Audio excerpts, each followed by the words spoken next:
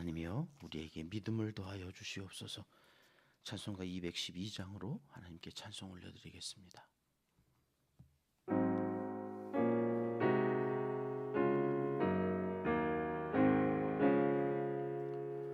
겸손히 주를 섬길 때 괴로운 일이 많으나 구주여 내게 힘 주사 잘 감당하게 하소서. 인자 한 말을 가지고 사람을 감화시키며 갈 길을 잃은 무리를 잘 인도하게 하소서. 구주의 귀한 인내를 깨달아 알게 하시고 굳건한 믿음 주셔서 늘 승리하게 하소서. 장래의 영광 비추사 소망이 되게 하시며 구주와 함께 살면서 참 평강 얻게 하소서.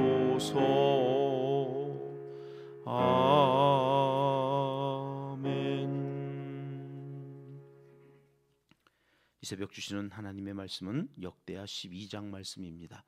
1절 말씀 함께 읽겠습니다. 르호보암의 나라가 견고하고 세력이 강해지매 그가 여호와의 율법을 버리니 온 이스라엘이 본받은지라.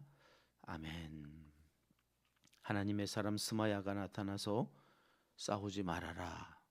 너도 이스라엘이고 너가 싸우려고 하는 저들도 이스라엘이다. 이 한마디 했더니 전쟁을 하려고 모았던 18만 명의 용사들을 다 다시 돌려보낸 르호보암은 그렇게 순종하고 나아가니 하나님께서 복을 주셔서 아주 강성한 나라가 되어졌다 하는 것이 어제 살펴본 11장 남은 본문의 말씀입니다. 강성한 성읍들과 여로보암이 북이스라엘에서는 금송아지 만들었잖아요. 어디에다 세웠는지 기억나세요? 단과 베델 두 곳에다가 금송아지를 세워놓고 야, 우리를 애굽에서 구원해낸 하나님이 여기 있어. 예루살렘에 가지 마. 그리고 제사장들을 레위 지파에서 뽑지 않고 자기 마음대로 하고 싶은 사람 손들어 이래가지고 제사장들을 막 세우니까 어떤 일이 일어났을까요? 북이스라엘에 있던 레위인들, 제사장과 레위인들이 북쪽에 더 이상 있을 수가 없는 거죠. 남쪽으로 다 내려왔다는 거예요. 그러니 남쪽은 제사장과 레위인들이 많아지면서 영적으로도 아주 하나님 중심의 더욱 은혜가 넘쳐나는, 그래서 복의 복을 더 하나님께서 주실 수밖에 없는 상황이 되어진 거죠. 그래서 12장으로 오는데 1절 말씀 우리가 금방 읽었듯이 르호보암과 그 유다가 견고해져요. 세력이 강해졌어요. 그러면 어떻게 해야 돼요? 하나님께서 내게 이렇게 복을 많이 주셔서 그래 하나님 기뻐하실 일을 더 해야 되는데 르호보암과 그 유다가 어떻게 했다고요? 그가 여호와의 율법을 버렸다고요. 왕이 버리니 그 유다의 온 백성, 여기 온 이스라엘은 유다와 베냐민 지파 사람들 얘기죠. 본받아서 역시 율법을 버렸다. 그랬더니 2절 말씀 가볼까요? 같이 읽습니다. 그들이 여호와께 범죄하였으므로 르호보암 왕 제5년에 애굽 왕 시삭이 예루살렘을 치러 올라오니 그들이 여호와께 범죄하였대요. 앞에서 율법을 버렸다. 이게 곧 2절에 범죄로 연결되는 거죠. 그 율법이라고 하는 말은 히브리어로 토라라고 하는 말이죠. 토라라고 하는 말은 화살을 쏘다라는 뜻이 있어요. 그러니까 우리가 화살을 쏘면, 삶을 살아가면 그 삶의 행동이 화살이 되어서 어디에 꽂혀야 돼요? 관역. 그 관역이 토라의 율법. 그 율법에 딱 맞아서 그 하나님의 마음, 하나님의 뜻에 맞아야 되는데 그 율법을 버리니까 결국 어떻게 돼요? 범죄하게 되어진다는데, 이게 마루라고 하는 말이에요. 마루라고 하는 말은 불충실하다 그런 뜻이거든요. 그러니까 화살을 충실하게 잘 쏴야 되는데 대충 쏘는 거예요. 하나님의 말씀과 상관없이 지 마음대로 사는 거예요. 자기가 어느 날 강성해지고 견고해지고 배부르고 등 떠쓰면 자기가 하나님처럼 생각이 돼요. 하나님을 사모하는 마음도, 간절함, 그 예배의 마음도 다 사라지고 뭐 이제 그렇게 안 해도 살만한데, 그러면서 점점 불충실하게 되어져요. 종교는 행위가 되어져야 되는데 취미가 되어져요. 그래서 삶과 말씀이 동떨어진, 그래서 범죄하다라고 하는 그 말 속에 화살을 쐈는데 불충실하게 쏘니까 빗나가다라는 뜻이 있어요. 영어의 시인이라고 하는 그 말이 빗나가다라는 말이 하나님의 말씀, 하나님의 마음에서 빗나가다. 그러니 어떤 일이 일어났다고요? 하나님께서 애굽왕 시삭에게 저들을 붙이셨다. 애굽왕 시삭의 손에 저들을 붙이셨다는 거예요. 그동안은 하나님이 지켜주시고 방패가 되어주셔서 외적의 공격이 없었어요. 그래서 강성해진 거고, 그래서 견고해질 수 있었던 거예요. 그런데 어느 날 자기가 잘나서 그렇게 사는 줄 알고 범죄하니 4절 말씀으로 가볼까요? 4절 말씀 같이 읽습니다.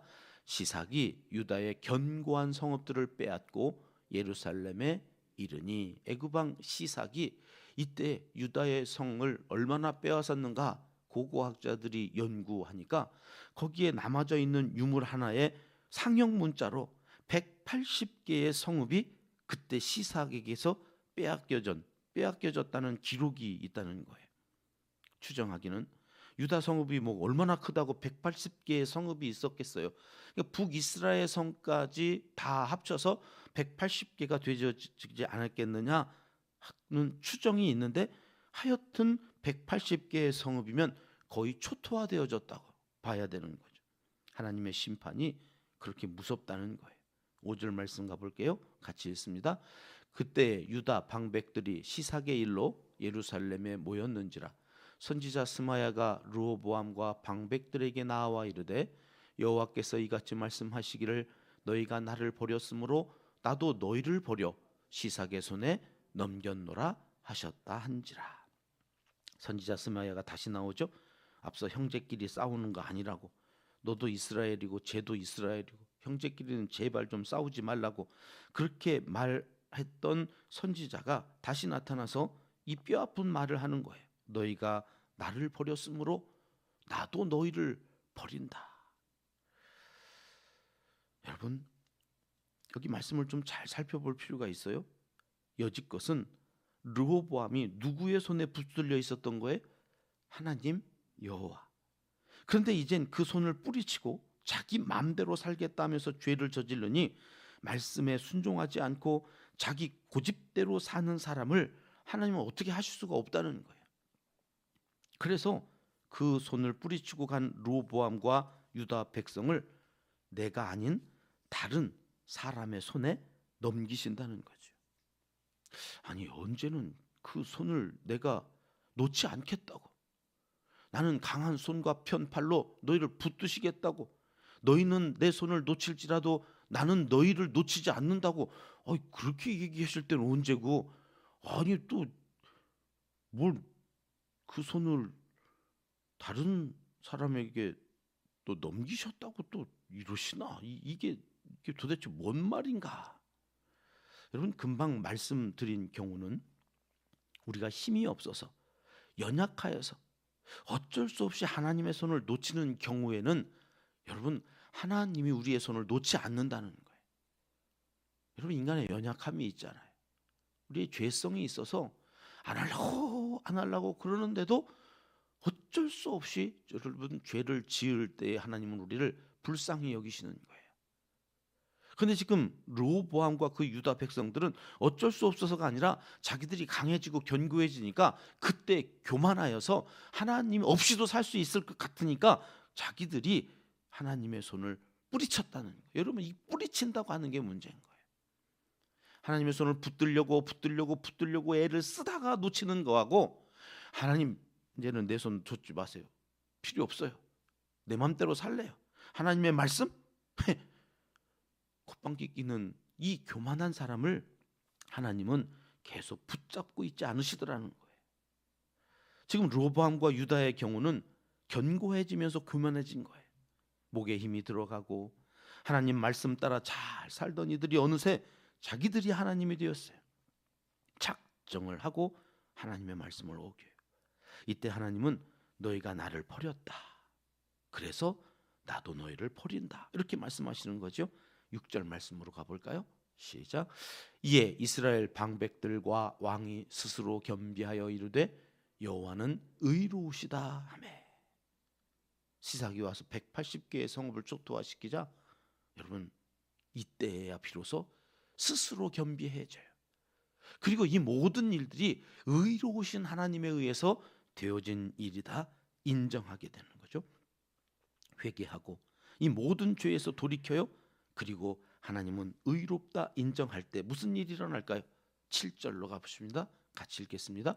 여호와께서 그들이 스스로 겸비함을 보신지라 여호와의 말씀이 스마야에게 임하여 이르시되 그들이 스스로 겸비하였으니 내가 멸하지 아니하고 저희를 조금 구원하여 나의 노를 시삭의 손을 통하여 예루살렘에 쏟지 아니하리라.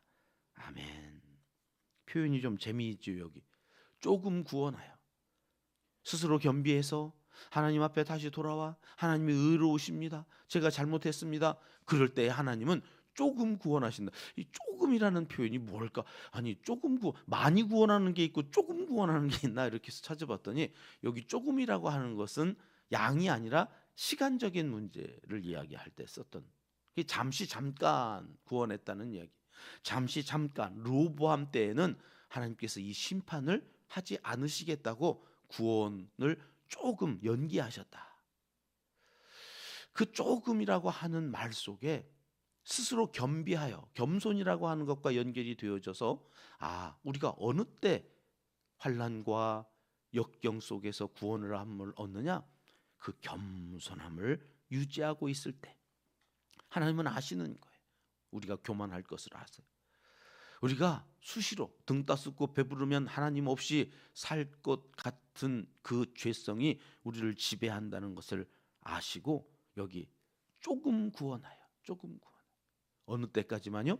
늘 겸손하여서 하나님을 의지하고 기도하는 자리 빼앗기지 않는, 그 기도하는 자리를 사모하며 나온다는 것은 하나님을 의지한다는 것이거든요. 그때까지만 구원하신다는 거예요. 하나님의 말씀 듣기 싫다고, 하나님의 말씀이 나를 괴롭힌다고, 하나님의 말씀 따라가는 게 너무 힘들다고, 여러분 그래서 기도하는 거거든요.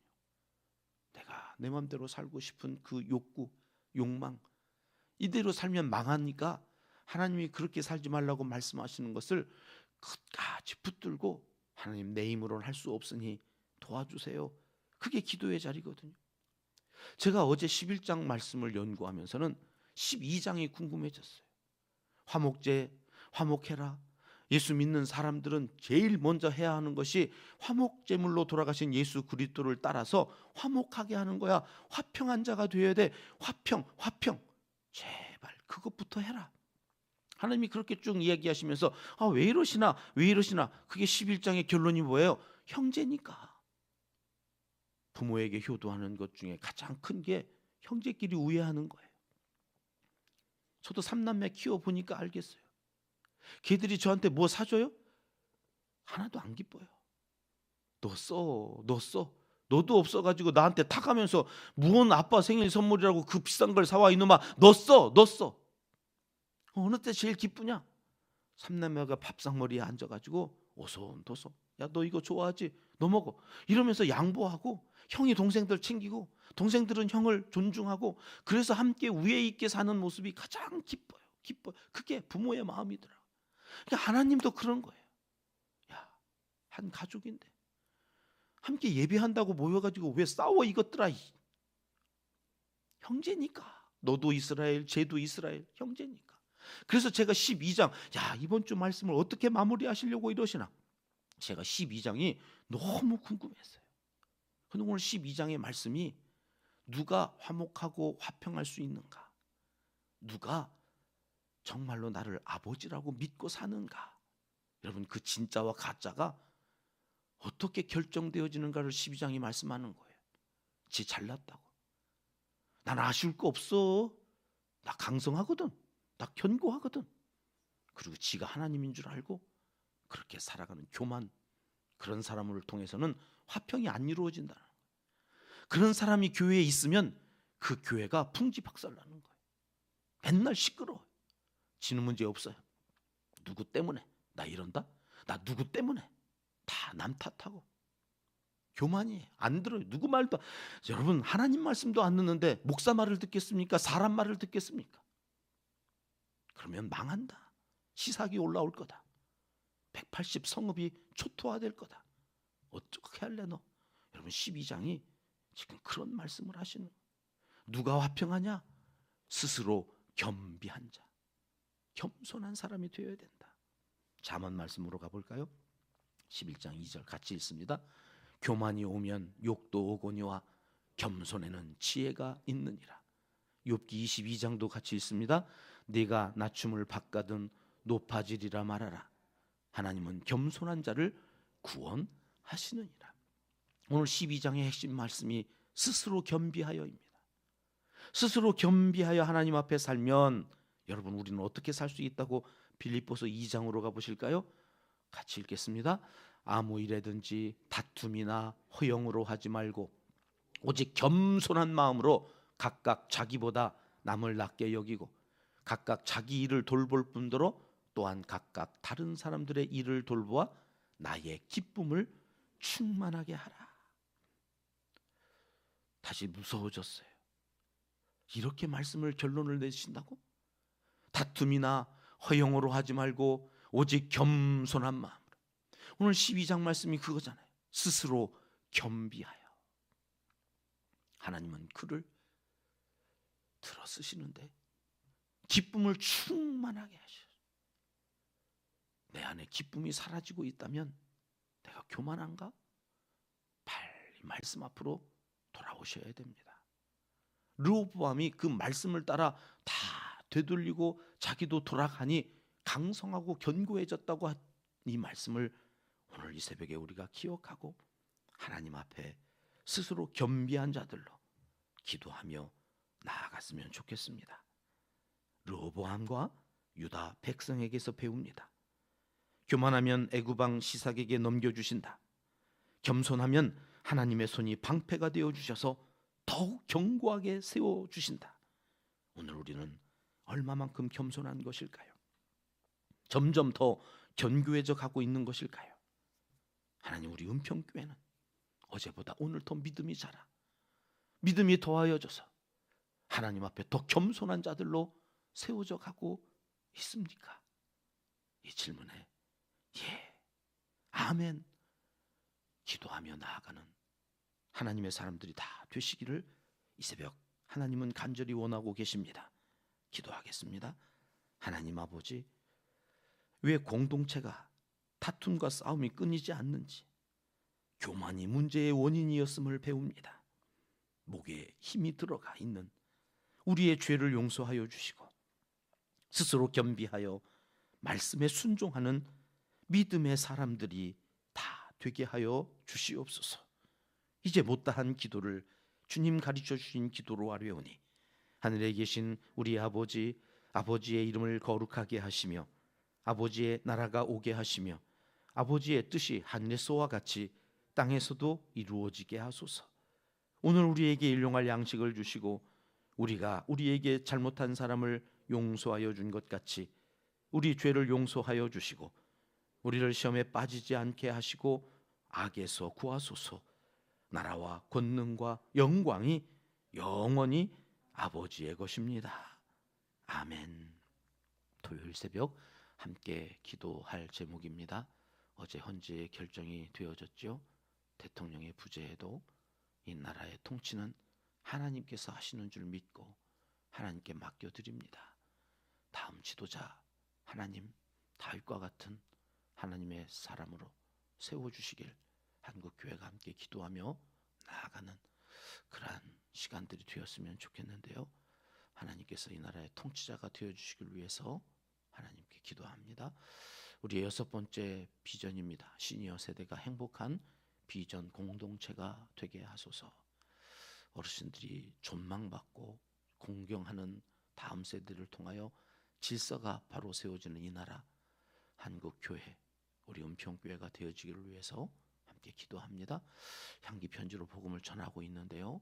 전하는 이들과 받아보는 이들에게 복의 복을 더하여 주시길 위해서 기도해 주시고요.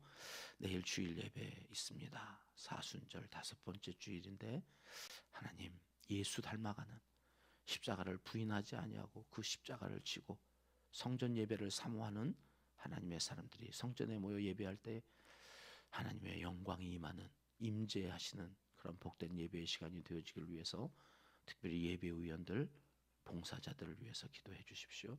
선교사님과 농촌교회 개척교회 또 산불로 힘들어하는 이재민들 우리 교회 환우들을 위해서도 이 시간 함께 합심해서 기도하겠습니다. 같이 기도하십니다.